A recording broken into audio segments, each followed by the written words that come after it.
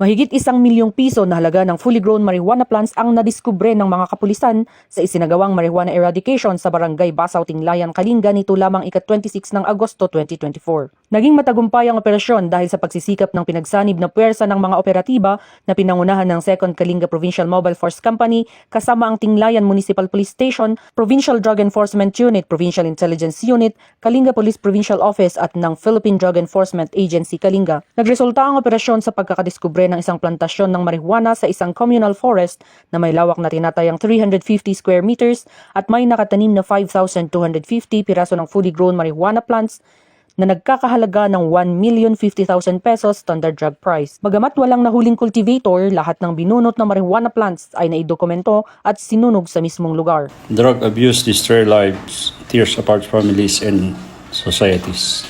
Marami pang masamang naidudulot ng paggamit ng pinagpabawal na gamot na ito.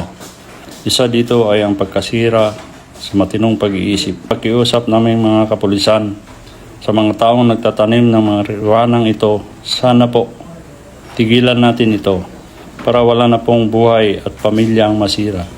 Ang inyong kapulisan ay hindi magkasawang magsagawa ng marijuana eradication at arestuhin ang mga nagtatanim nito para sa ikabubuti at sa kinabukasan ng mamamayan at ang ating bayan. Mula dito sa La Trinidad, Benguet, ako ang inyong PNN correspondent, Patrolwoman Digman, alagad ng batas, tagataguyod ng Balitang Pulis.